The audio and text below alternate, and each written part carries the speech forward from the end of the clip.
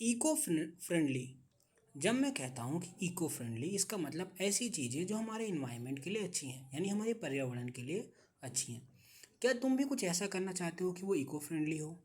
हाँ, तो आसपास अपने पेड़ लगाओ।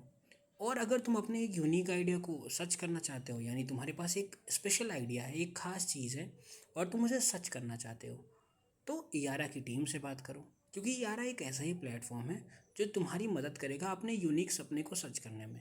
तो यारा को ज़रूर सब्सक्राइब करना।